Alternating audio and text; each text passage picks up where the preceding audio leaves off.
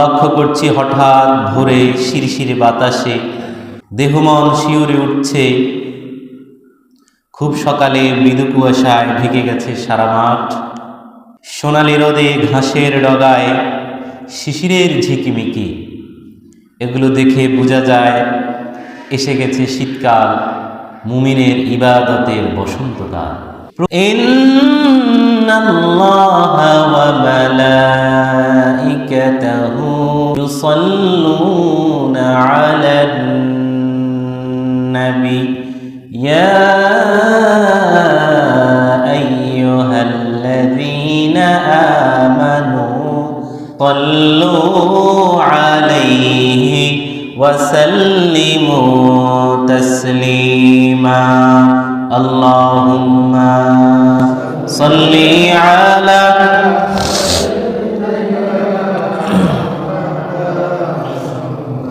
ওয়া আলা আলি সাইয়্যিদিনা। तौहीद की अमाना सीनों में है हमारा, आसान नहीं मिटाना नामो निशा हमारा। ला इलाहा इल्लल्लाह सुब्हानल्लाह अल्हम्दुलिल्लाह ला इलाहा इल्लल्लाह ला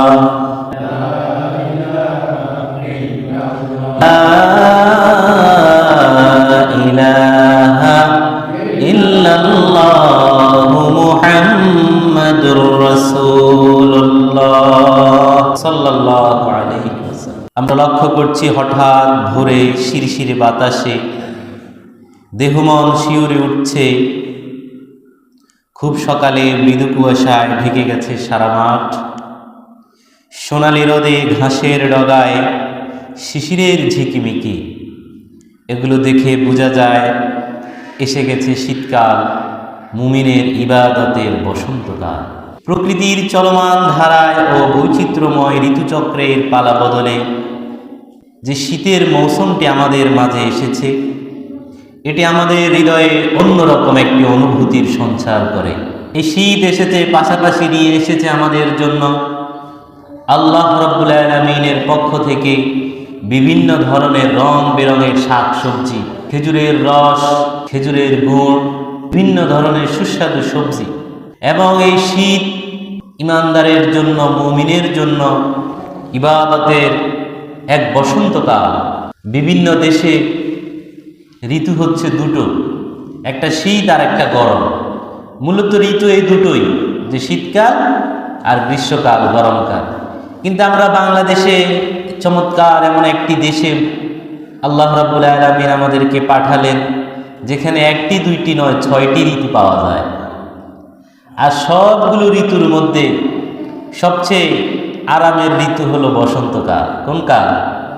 বসন্তকালটা যেমন সব ঋতুর মধ্যে হতে আরামের ঋতু, একইভাবে এই শীতকালটা হলো ইবাদতের জন্য অন্য সকল ঋতুর মধ্যে হতে সবচেয়ে শ্রেষ্ঠ ঋতু। কিভাবে? কারণ শীতের দিন হয় ছোট। আমরা চাইলেই আল্লাহ রাব্বুল আলামিনের সন্তুষ্টির লক্ষ্যে সওম পালন করতে পারি। চেষ্টা কম লাগে, কষ্ট কম হয়, দিন ছোট, খুব দ্রুত শেষ হয়ে যায়। শীতের রাত হয় সুদীর্ঘ। আমরা শুধু ঘুমিয়ে না কাটিয়ে আমরা চাইলে এই লম্বা রাতকে ইবাদতময় করতে পারি। তাহাজ্জুদের সালাতের মাধ্যমে, কিয়ামুল লাইলের মাধ্যমে, কুরআনুল কারীমের তিলাওয়াতের মাধ্যমে, বিভিন্ন তাফসীর মাহফিলের বিভিন্ন তাফসীর দার্স এগুলিতে অংশগ্রহণ করার মাধ্যমে। সম্মানিত উপস্থিতি, প্রথমে আমরা জেনে নিব এই যে শীতকাল, এই সম্পর্কে কোরআনে আল্লাহ রাব্বুল আলামিন কি বলেছে। আসুন আমরা কোরআন থেকে জেনে নিই। যারা পারেন আমার সাথে পড়েন, আউযু বিল্লাহি মিনাশ শাইতানির রাজীম, বিসমিল্লাহির রাহমানির রহিম। লিইলাফি কুরাইশ إيلافهم رحلة الشتاء والصيف কুরাইশদের আসক্তির কারণে তাদের আসক্তি ছিল শীত ও গ্রীষ্মকালে দেশ ভ্রমণে। পবিত্র কোরআনের অন্যতম একটি সূরা সূরা কুরাইশ। তাফসীর ইবনে কাসিরে এসেছে যে কুরাইশরা এমন একটি জায়গায় বসবাস করত যেখানে ফসলের চাষাবাদ হতো না। তারা কিভাবে খাবে, এজন্য তারা বছরে 2টি সফর করত।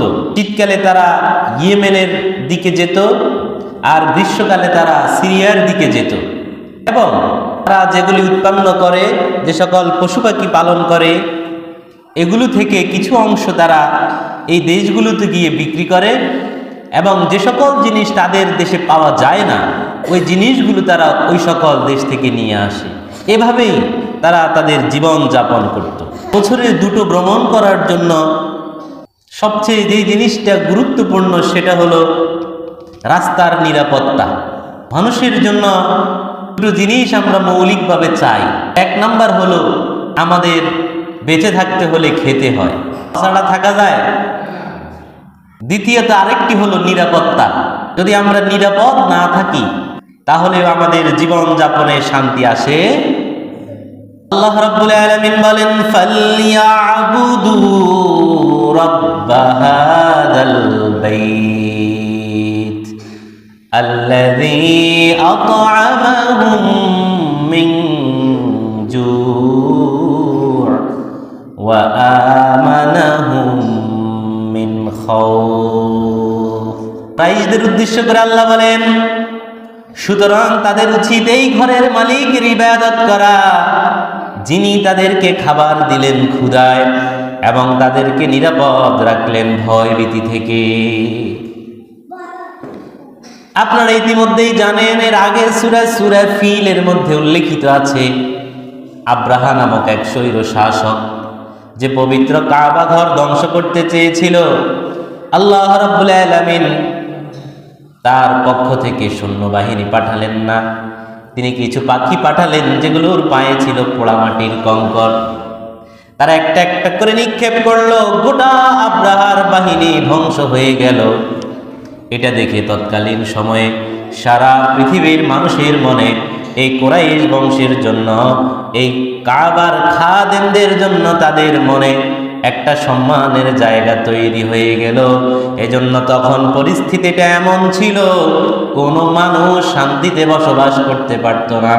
প্রতিটি রাতে মানুষের মনে আতঙ্ক থাকতো, এই বুঝি আসলো লুটেরেরা, এই বুঝি নিয়ে গেল আমার সন্তানকে, এই বুঝি লুটপাট করে নিয়ে গেল আমার সকল ধন সম্পদকে।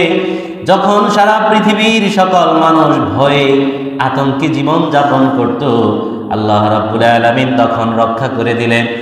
ওই আব্রাহার বাহিনীর সাথে ঘটে যাওয়া ঘটনার পরে পৃথিবীর যত লুটেরা আছে, যত খারাপ মানুষ আছে, তারা আর কুরাইশ বংশের উপর, কাবার খাদেমদের উপর আর হানা দেয় না।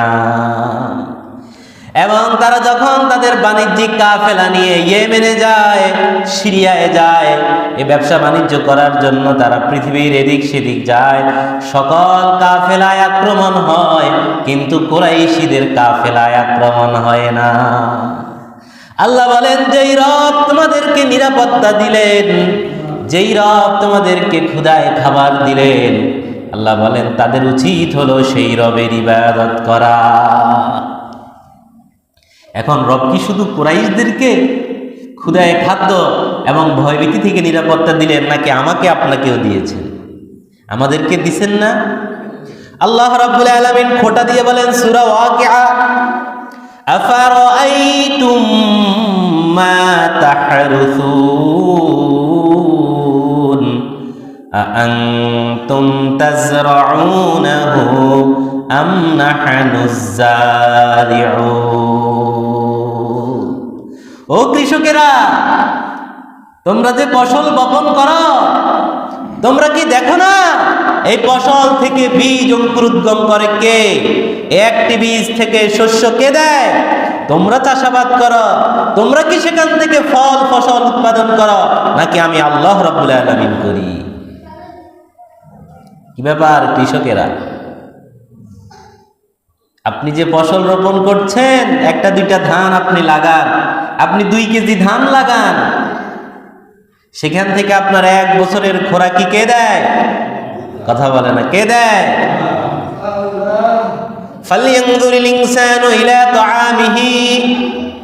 সূরা আবাসাতে আল্লাহ বলেন, মানুষের উচিত হলো তারা যে খাবার খায় ওই খাবারের দিকে লক্ষ্য করা, এটা নিয়ে চিন্তা করা, এটা নিয়ে গবেষণা করা। আন্না সাবাবানাল মাআ সাব্বা, আমি আল্লাহ রাব্বুল আলামিন আকাশ থেকে বৃষ্টি বর্ষণ করি। সুম্মা শাকাকনাল আরদা শাক্কা, অদ্ভুতভাবে আমি সেই জমিনকে বিদীর্ণ করি। ফাআমবাতনা ফিহা হাব্বাও ওয়া ইনাবাও ওয়া কদবা, ফলে আমি সেখান থেকে উৎপাদন করি শাকসবজি, শস্য, আমি সেখান থেকে উৎপাদন করি আঙ্গুর, আমি সেখান থেকে উৎপাদন করি সবজি। যে খাবারটা আপনি খান, আল্লাহ বলেন এই খাবারের দিকে মানুষের লক্ষ্য করা উচিত। যে আল্লাহর সৃষ্টি নিয়ে গবেষণা করা, এটাও ইবাদত।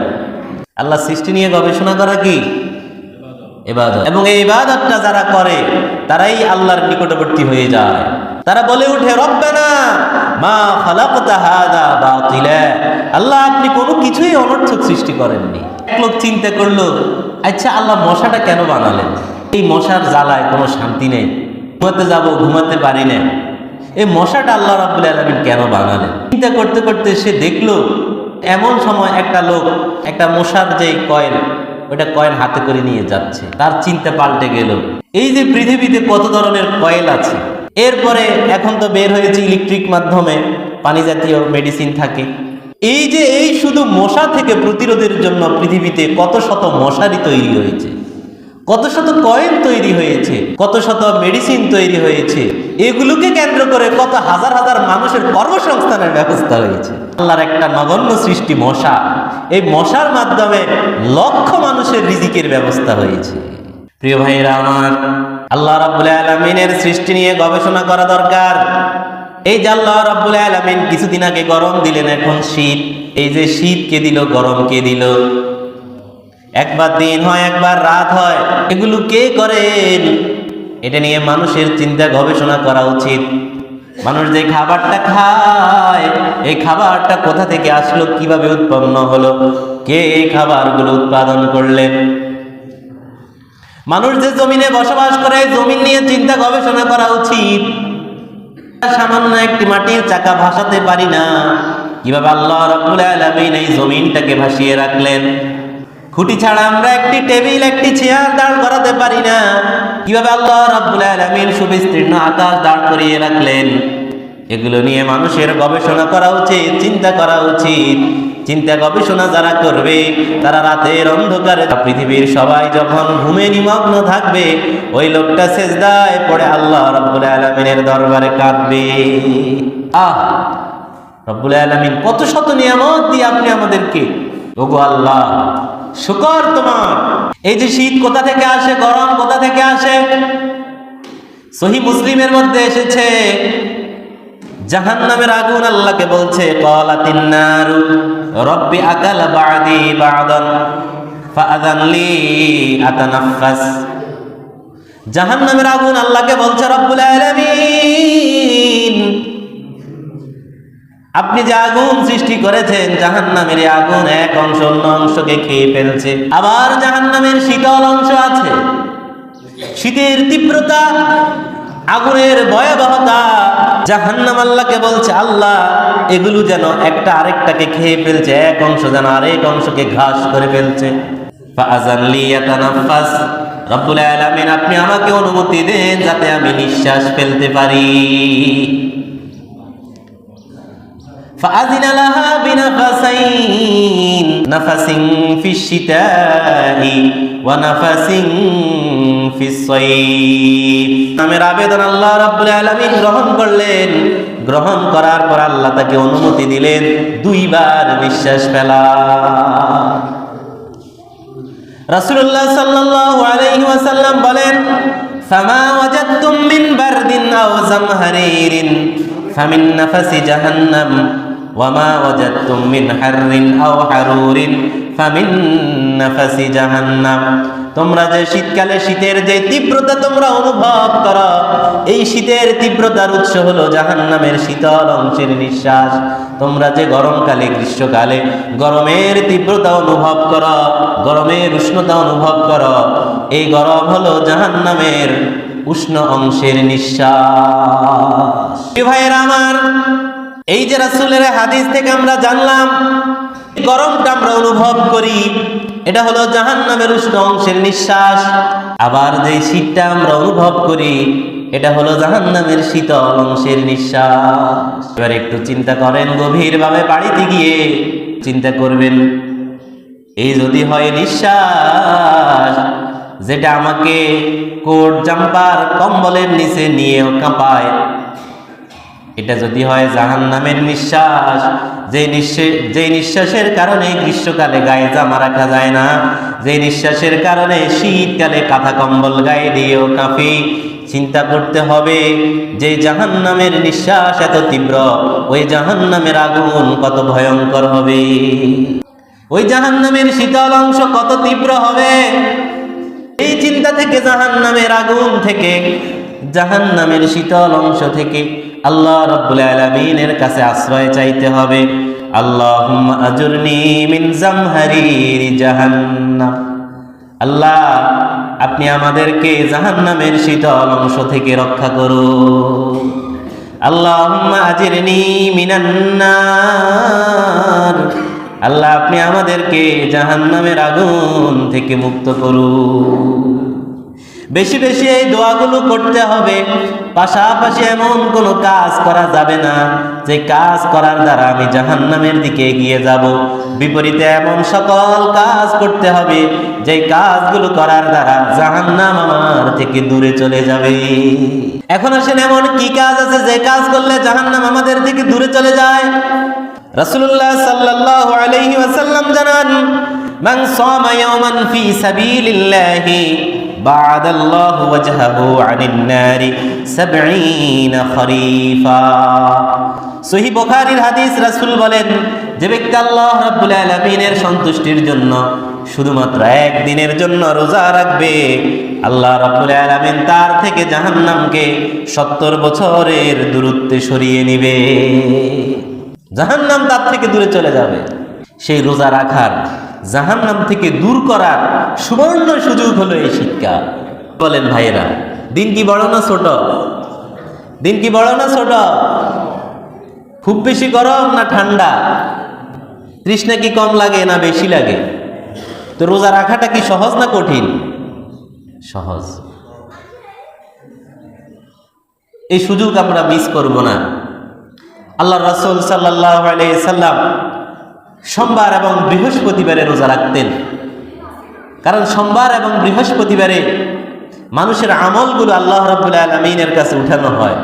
রাসূল বলেন, আমি চাই যে আমার আমলটা যখন আল্লাহর কাছে উঠানো হবে তখন যেন আমি রোজা অবস্থায় থাকি। রাসূল সাল্লাল্লাহু আলাইহি সাল্লাম চন্দ্র মাসের 3 দিন 13, 14, 15 তারিখে সওম পালন করতেন। হযরতে দাউদ আলাইহিস সালাম একদিন পরে একদিন, একদিন পরে একদিন এভাবে সারা বছর রোজা রাখতেন, হারাম দিনগুলো ছাড়া। সেই নবী রাসূলদের সেই প্র্যাকটিস, সেই অনুশীলন তাদের উম্মত হিসেবে আমাদের অনুসরণ করা উচিত। এজন্য আমরা যদি সব সময় না পারি, অন্তত সপ্তাহে 2 দিন, সপ্তাহে 2 দিন যদি না পারি, মাসে 3 দিন, সেটাও যদি না পারি, যেদিন আমার সুবিধা হবে যে কোনো একদিন, সে একদিন করে হলেও আমাদের এই রোজাটা রাখা উচিত। আল গনিমাতুল বারিদাতু আস-সাওমু ফিশ শীতা। শীতকালের রোজা হলো শীতল গনিমত। কারণ গনিমত পাওয়ার জন্য যুদ্ধের ময়দানে যেতে হয়, সেখানে কাফেরদেরকে হারাতে হয়, এরপর কাফেররা পালিয়ে গেলে তাদের ধন সম্পদগুলো আমাদের জন্য গনিমত হিসেবে গণ্য হয়। আর শীতকালের গনিমত হলো রোজা। কোনো যুদ্ধ যেতে হয় না, কোনো মার খাওয়ার ভয় নেই, কোনো আঘাত খাওয়ার ভয় নেই, খুব একটা কষ্টও হয় না, খুব বেশি তৃষ্ণাও লাগে না। আমরা চাইলেই শীতকালে এই শীতল গনিমতটা অর্জন করতে পারি, আমাদের নেকের পাল্লাটা ভারী করতে পারি। আল্লাহ রাব্বুল আলামিন বুঝার এবং আমল করার তৌফিক দান করুন। শীতের আরেকটি কাজ হলো অসহায় মানুষদের পাশে দাঁড়ানো। তারা যাতে ক্ষুধার্ত না থাকে, শীতের বস্ত্র না থাকায় শীতে যাতে তারা কষ্ট না পায়, এজন্য সামর্থ্যবান যারা আছি তারা এগিয়ে যাব নিজ নিজ সামর্থ্য থেকে। কারণ আজকে আমি যাকে শীতের পোশাক পরাবো, রব্বুল আলামিন কিয়ামতে হাসরে পরকালে আমাকে জান্নাতের পোশাক পরাবেন। আজ যাকে আমি ক্ষুধার কষ্টে থাকার কারণে তাকে খাবার দেব, রব্বুল আলামিন আমাকে জান্নাতি ফল খাওয়াবেন। এগুলো আমরা মাথায় রেখে এইসব বিষয় নিয়ে চিন্তা করে আমরা শীতার্ত মানুষের পাশে দাঁড়াবো। শীতকালীন এই মৌসুমটাতে আল্লাহ যে নিয়ামত দিয়েছেন সেগুলি খাবো, অন্যকে খাওয়াবো এবং বেশি বেশি আল্লাহ রাব্বুল আলামিনের ইবাদত করব। আল্লাহ রাব্বুল আলামিন এগুলি বুঝার এবং আমল করার তৌফিক দান করুন।